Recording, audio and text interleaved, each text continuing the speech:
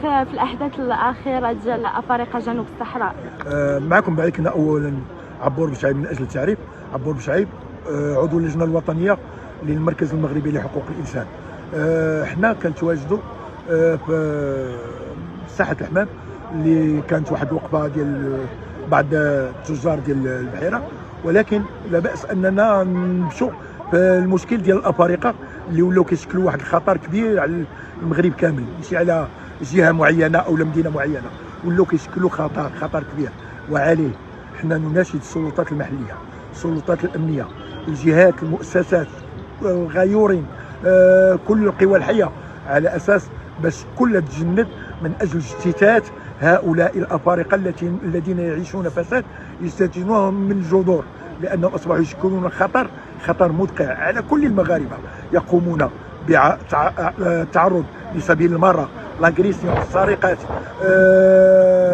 تحرش بالفتيات، التحرش بالنساء، ما كيحترموا حتى شي واحد، قايمين بواحد سميتو. وللاسف وهو ان المغرب احتضنهم، ما عرفوش بان المغرب راه بلد تعايش، بلد السلم، بلد الاخاء، بلد جاو هما جايبين معاهم هذيك الثقافه ديالهم ديال لابارتايد والزولو والهوتو الى غير ذلك، وهذه اشياء لا علاقه لنا بها، لا تربيه ولا تكوينا ولا اعرافا.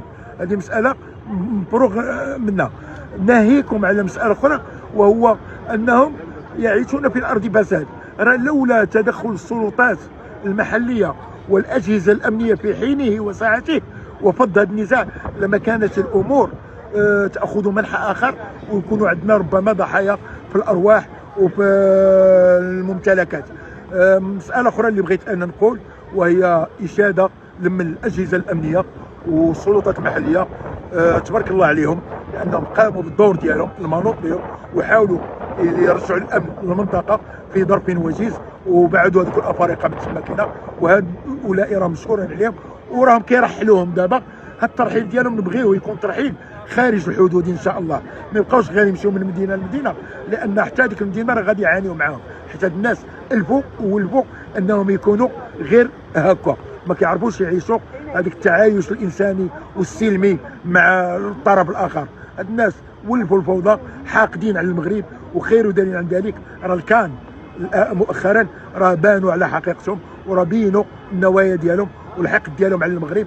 المغرب كنقولوا لهم من هذا المنبر اللي هو علاش تيفي، كنقولوا لهم هيهات، راه المغرب ماضي في طريق التنميه بقياده صاحب الجلاله نصره الله، ومحصن بالعرش والمؤسسات والشعب المغربي.